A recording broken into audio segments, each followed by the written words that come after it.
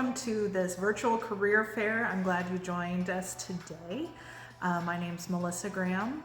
I own a salon in Laurel, Nebraska called Mrs. Sue's Salon and Spa. I've owned my business for about 16 years now and have absolutely loved this career path. I started in a small little building around the corner, just offering your basic haircuts, cuts, colors, perms, upgraded with a tanning bed, and now I own a salon on Main Street. I have one other stylist with me. I have a nail technician. We do spray tans, tannings, anything from manicure, pedicure to color services, ear piercing, anything that you can think of a cosmetologist does, we do it here. I also have a massage therapist here one day a week, so we just kind of provide a wide variety of services here in our small town of Laurel. So thank you again for joining me, and we're going to kind of talk about the different avenues of how to get to hair school, what you're going to learn in hair school, and then after that what all that entails as far as what career path you choose. I wanted to start out today by telling you a little bit about how I got into the cosmetology industry. I always loved going to get my hair cut or getting my nails done, and I just thought, this is awesome how I feel after I get this done. I would love to do this for people every day. So that kind of got me thinking about the cosmetology career. So went to my guidance counselor, and he set me up with some interviews with some different schools, and I went and toured different ones in different communities, and I settled on Fremont. It was close to home, but yet far enough away that I still felt like I was getting away from home. Once I started in school, I absolutely loved it. I loved being able to make people feel beautiful, make people feel special, and that's really when I fell in love with the career and really making those connections with people. I'm very much a people person, so that I get to work with people every day is pretty darn cool. So that's how I decided on cosmetology school. Bonus, it was only a year schooling, so I loved that. I started right after I got out of high school. I believe it was like the June session that started. It took me 1 year to complete hair school, and I then went on and worked for a hair salon and was on commission-based pay, which I'll talk to you a little bit more later in the video about, but I was commissioned, paid at the salon, and I worked there for about 6 months. So kind of got a little bit more comfortable doing hair, saw what it was like to run a salon, what it all entailed. And then from there, I opened up a little salon that I talked about earlier in the intro. I have not regretted it one single day going into this industry. It's been very rewarding, and I can't wait to share a little bit more about it with you. First of all, we're going to start by talking about high school. What you can do in high school to prepare yourself for the cosmetology industry. You're probably asking yourself, what can I do in high school to get ready for cosmetology school? Well, I can tell you that cosmetology school is not just about curling hair or doing makeup. You do need to know a little bit about anatomy and chemistry. So when you are working with color, you are working with chemicals, and you need to know how those bonds react on people's hair. And so chemistry is a great gateway class into hair school. The more you know about chemistry before you go into hair school is golden. Also, another class to know, or to take rather, would be anatomy.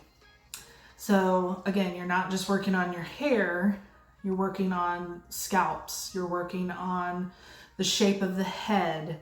You're going to be doing manicures and pedicures, so you'll need to know about the bones in the hands and the feet. So there's a common misconception of girls that go to hair school maybe aren't good in school and this is what they're doing just to get by. That couldn't be farther from the truth.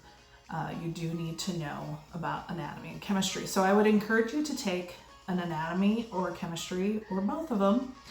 I'd also encourage you to get involved in your one-act plays. So even if you're not in the play, I would volunteer to do stage makeup or even the hair.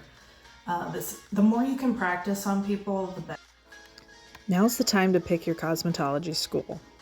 Do your research, visit your schools, go to the big cities, the small towns, and everything in between. You will not be disappointed. Each one is unique and individual, and you will be sure to find the right fit for you. Just like in high school, you gotta start as a freshman. The first 8 weeks, you will be working in classroom setting. You'll be working on mannequins and your classmates, and you'll be learning the basics of everything, from shampooing hair to combing it out.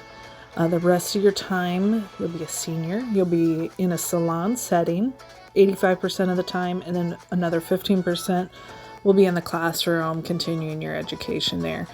Everything from product knowledge to how to color hair and how that chemistry works. Cosmetology school isn't just go for a year and then you're done. You actually have to clock in at the beginning of the day and actually log 2,100 hours in the state of Nebraska. Once you complete those hours, you graduate from hair school and then you take your boards. Once you get your boards done, you can go out and work on the public. Also, being licensed by the state of Nebraska, you do have to get continuing ed hours, and I believe it's 8 hours every 2 years, which is very easily attainable. The industry puts out great education. It keeps you up to date on all the latest trends, the latest business ideas. They are constantly coming out with great information for people to stay on top of their game. Okay, so now you've graduated hair school. Now what? So you get to decide where you're going to work. Are you going to live in the city? Are you going to go back to your hometown? And are you going to booth rent, or are you going to open your own salon? Or be on a commission-based pay. There's different salons for everybody. So like your cost cutters or super cuts, you're going to be on commission pay. Some pay hourly. Some people like to start out there just to get their confidence built up and get some more experience. And then you're also guaranteed that money. So when you work for somebody for commission, you just get a cut of what you do. So say you do a $20 haircut and say you're making 50% commission, you're going to make $10 off that haircut. So it just kind of depends on what you want to do. If you're super busy and you're on commission, that's not too bad. But you're definitely going to make more money if you booth rent. If you're busy, you will make more money booth rent or owning your own salon. Different things with that too. So again, commission would be super cuts, great clips, and there's other salons that do that too, like in your different communities. So it just kind of depends on how comfortable you feel. Are you going to have a clientele when you get out of hair school? Are you really good at marketing yourself? It does take time to build up your clientele. So if you don't have a lot of money saved up, maybe that's the route you want to go, and to make sure you have that base pay coming in. The booth rental, so you're going to be paying it. I can't say an average because it's different everywhere. But you're going to be paying a monthly fee to rent a spot to do hair. Some places rent spots to do nails. So it just kind of depends on where you're at. Ask your salon, ask the lady that does your hair, are you booth rental, or do you own the salon? How do you work that? What do you like? What don't you like about it? So those are some things to think about when you're going through hair school. What do you want? What are your goals? My goal was always to own my own salon back in my hometown. I knew that's where my people were. That's where my clientele was. When I worked at a salon for 6 months, they were all coming from Laurel. So I knew I wanted to come back to Laurel and really set roots here in the town. Owning my own salon has been wonderful. It's been an adventure. Like I said, I started in a small salon. I had goals to have another person in my salon, so we upgraded. We got more space. But with owning your own salon, you have the electricity bill, the phone bill, insurance, everything that goes with it. The overhead cost of having color on hand, having product. But the rewards are so great. And I have made a very decent living off of owning my own salon. And I know some people love just booth renting because it's kind of like owning your own business. You work under the salon name, but you don't have the overhead costs of insurance and keeping the lights on. So those are some things to think about when you're going through school. What do you want to do? And go ask your teachers, ask the lady that cuts your hair, because there's no right or wrong answer. It just is what fits best for you and your family. Now that we covered all that, I just kind of wanted to talk to you about the salon aspect and what we get to do here. This is a picture of my salon outside. And we are a full-service salon. This is a picture from one of our extreme makeovers. We choose someone once a year to receive a full day of pampering, cuts, colors, massage, just make them feel like a queen for the day, which is a lot of fun to pamper people. This is our massage room. We have a massage therapist. That's another avenue that you can take in the salon industry. She's here one day a week. We also do facials at our salon. You can go to extra schooling to just do facials and microblading and microdermabrasion. That's esthetician school. Our manicurist is here all week, and she does a little bit of everything from color dip to pedicures and shellac polish. We have a stand-up tanning bed. We also have a spray tan, which is fun too. We've been with kids for their first haircuts, their first donations to Locks of Love. We get to be there for weddings and proms and birthday parties, and we just really get to be a part of people's lives throughout their whole lives. We also do hair for funerals, so we will go into the mortuary and do their hair for the last time. And that's really, it's, some people think it sounds creepy, but it's actually really cool to be a part of that and do that thing for their families, their, kind of a last gift to them. We do travel for hair. We do wedding hair. We've traveled as far as Grand Island, Sioux City. So it's kind of fun to go off-site and do hair as well. I have another girl that works for me. We both do cuts and colors, waxing.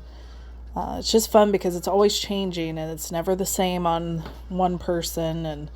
And everybody comes in with a little bit different idea and wants a little something extra.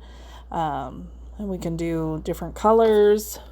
Like I said earlier in the video, we do continuing education classes.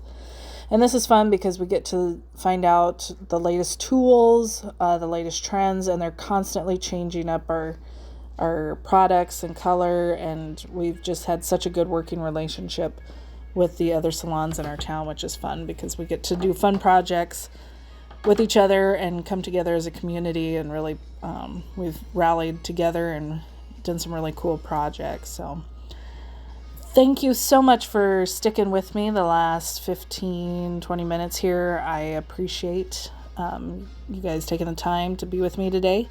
If you have any questions, please reach out to me. I would love to talk to you. You can find me on Facebook, or you can just even call my salon and I'd love to visit with you. Take care and have a great day.